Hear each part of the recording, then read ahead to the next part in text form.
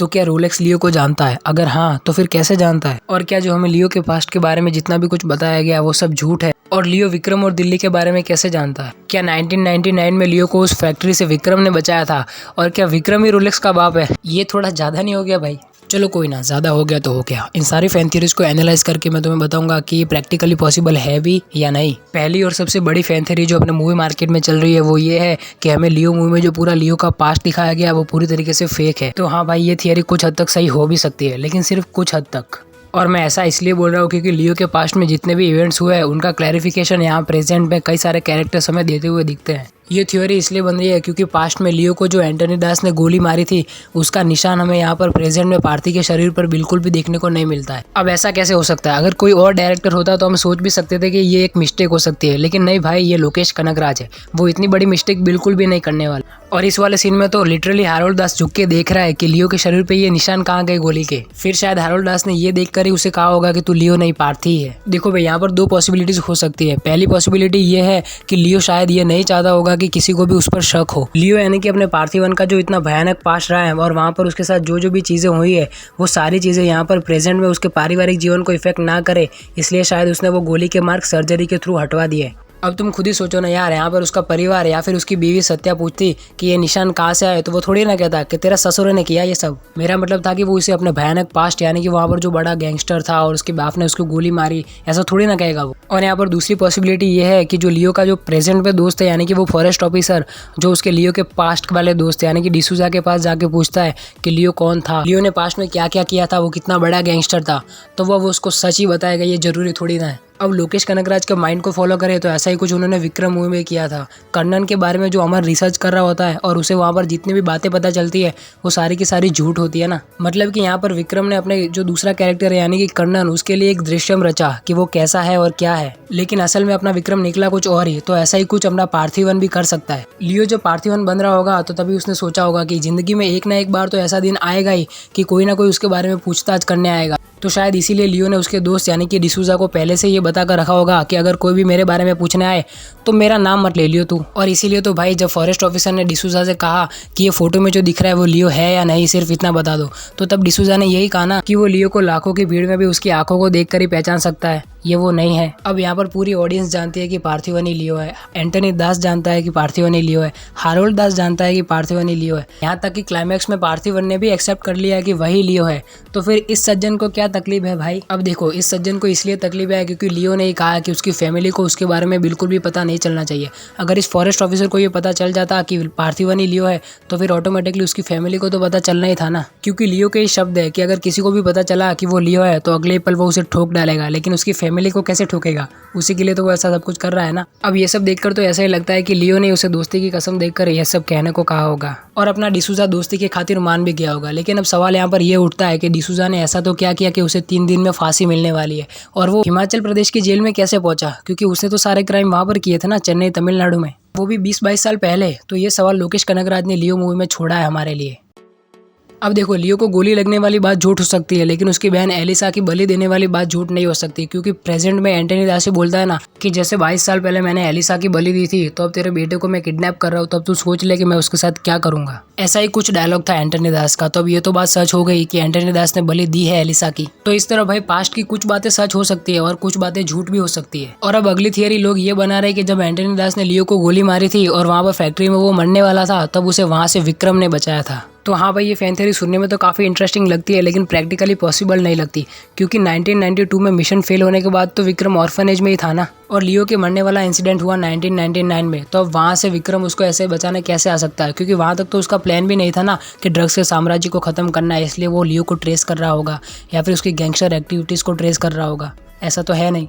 तो अब उसका क्या कि लोग कह रहे हैं कि लियो के पोस्ट क्रेडिट सीन में जब विक्रम का कॉल आता है लियो को, तब उसका एक्सप्रेशन देख के लगता है कि लियो विक्रम को बहुत पहले से जानता है। तो भाई वो एक्सप्रेशन शॉक का भी हो सकता है कि अब साला किसको पता चल गया कि वो पार्थिवन नहीं लियो है, अब उसको भी ठोकना पड़ेगा। लेकिन वो जब अच्छाई की बातें करने लगता है तब उसको शौक लगा हो। तो चलो अब वो बोल ही देता हो जो तुमको सुनना है। तो 1992 में मिशन फेल होने के बाद विक्रम अंडरग्राउंड ही काम कर रहा होगा, और जब उसे पता चला कि कोई धतूरा फैक्ट्री चल रही है और उसके आड़ में कई सारे गैर कानूनी धंधे भी चल रहे हैं, तो वो वहीं से उसके पर नजर रखा होगा और जब विक्रम को पता चला कि लियो खतरे में है और अब वो अच्छाई की साइड में आना चाहता है, तो वहाँ से विक्रम ने उसको बचाकर पूछा होगा कि आएगा कि मेरी टीम में। तब उसने कहा होगा कि नहीं, मुझे अपनी फैमिली बसानी है और एक अच्छी ज़िंदगी जीनी है।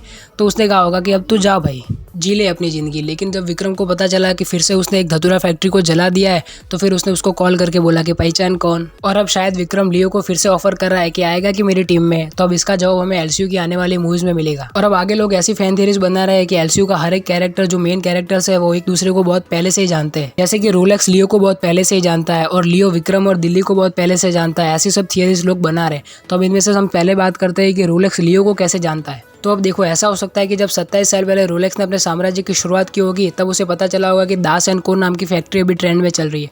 तो अब ऐसे धंधों में डीलिंग वगैरह तो होते ही है। तो एक बार जब डीलिंग करने वो गया होगा दास एंड को फैक्ट्री में, तभी उसे पता चला होगा लियो के बारे में। और जब रोलेक्स को पता चला होगा कि लियो ने फैक्ट्री को आग लगा दी है, यानी कि 1999 में, तब उसी ने उस फैक्ट्री को फिर से खड़ा करने में मदद की होगी और खुद को भी ग्रो किया होगा। और तभी से रोलेक्स के हारोल्ड दास और एंटनी दास के साथ अच्छे संबंध बन गए होंगे।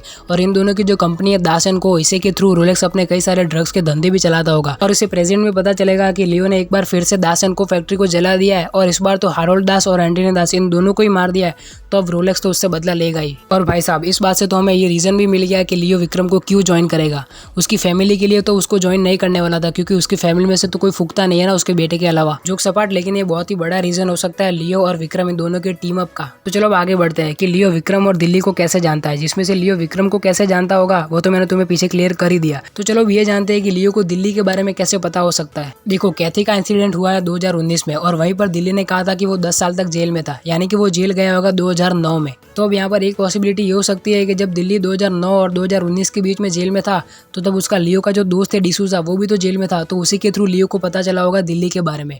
और दूसरी पॉसिबिलिटी ये हो सकती है कि जैसे अपना लियो बुराई का रास्ता छोड़कर अच्छाई के रास्ते पर चल रहा है और एक परिवार के साथ अच्छी जिंदगी बिता रहा है, ऐसा ही कुछ अपना दिल्ली भी बुराई का रास्ता छोड़ के परिवार के साथ अच्छी जिंदगी बिता रहा होगा 2009 से पहले। तो उसी टाइम पीरियड में लियो भी पार्थिवन बन चुका था और वो भी अपने परिवार के साथ जी रहा था।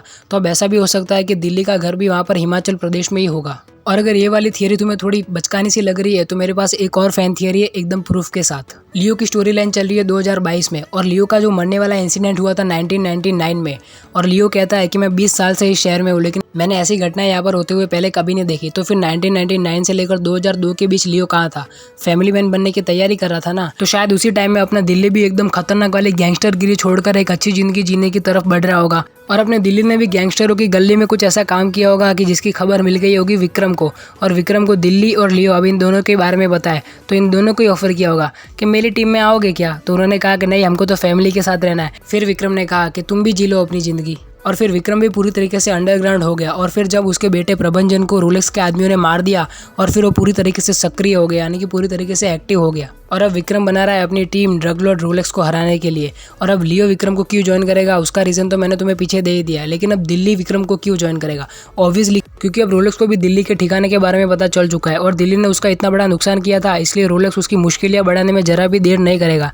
तो इसलिए उसकी बेटी की जान बचाने के लिए दिल्ली विक्रम की टीम को ज्वाइन कर सकता है और करेगा भी। और अब अगली थियरी लोग ये बना रहे हैं कि असली विलन तो लियो है, हारोल्ड दास और एंटनी दास तो उसे रोकने के लिए आए थे। अब इनका मतलब ये है कि लियो सबसे बड़ा विलन है और वो कई सारे एक्टिविटीज़ कर रहा है जो कि समाज के लिए खतरा है, और दास एंड को फैक्ट्री उसे रोकने की कोशिश कर रही है। मतलब वाह भाई, ये फैन थ्योरीज इन दो सिंगल फ्रेम को देख कर बनाया जा रहे हैं, जहाँ पर हारोल्ड दास के पीछे एंजल का सिंबल है और जो अपना लियो है उसके पीछे डेविल का सिंबल है। तो अब इसको देखकर लोग ये बना रहे हैं कि लियो ही विलन है। तो मेरे प्यारे फिल्मी भाइयों और बहनों, यहाँ पर किसी भी बेतुकी चीज़ पर ध्यान देने की कोई जरूरत नहीं। यहाँ पर लोकेश कनगराज ये सिग्निफाई करना चाहते हैं कि एंटनी दास के सामने जो खड़ा है लियो, यानी कि वो उसकी नज़रों में कितना बड़ा विलन है, यानी कि डेविल है। इसलिए लियो को इस फ्रेम में डेविल की तरह प्रेजेंट किया। और लियो के सामने जो बैठा है यानी कि एंथनी दास, वो एक अंधविश्वासी है। और एंथनी दास का सिंबल क्या है? ईगल। तो इसके पीछे ईगल का सिंबल बनाया है। तो अब समझे, यहाँ पर बिल्कुल भी मिसगाइड होने की जरूरत नहीं है। लोकेश कनगराज अपनी मूवी में विलन और हीरो को सिग्निफाई करने के लिए ऐसा सब कुछ करते रहते हैं। और अब आगे बची दो फैन सीरीज जो मुझे पर्सनली काफ़ी ज़्यादा सिली लगती है। कोई कह रहा है कि हारोल्ड दास रोलेक्स का बाप है और कोई कह रहा है कि विक्रम ही रोलेक्स का बाप है। अब देखो, हारोल्ड दास रोलेक्स का बाप क्यों नहीं हो सकता? क्योंकि यहाँ पर रोलेक्स खुद ही कहता है। तो अब इसे सुनकर तो पता चल ही जाता है कि हारोल्ड दास तो रोलेक्स का बाप नहीं है। और अब रही बात विक्रम की, और अगर विक्रम रोलेक्स का बाप है तो फिर प्रभंजन की आत्मा को बुरा नहीं लगेगा कि भैया के हाथों ही मरवा दिया यार। जोक सपाट, लेकिन एलसीयू की आने वाली मूवीज में इस चीज़ को सस्पेंस के तौर पर रिवील करना काफ़ी मुश्किल काम है। आई थिंक इम्पॉसिबल काम है। लेकिन फिर भी लोकेश कनगराज ने इसे एकदम कन्विंसिंग तरीके से कर दिया, तो हेड्स ऑफ टू हिम। मतलब कि इससे बड़ी बात और क्या हो सकती है यार। तो चलो अब इस वीडियो को यहीं तक रखते हैं। अगर तुम्हें मेरी फैन थियरीज का डिकोड करने का तरीका पसंद आया तो इस वीडियो को एक लाइक मार देना, और कुछ ज़्यादा ही पसंद आ गया है तो इस चैनल को सब्सक्राइब भी कर लेना। मैं मिलूंगा तुम्हें ऐसी किसी और इंटरेस्टिंग वीडियो के साथ। बाय।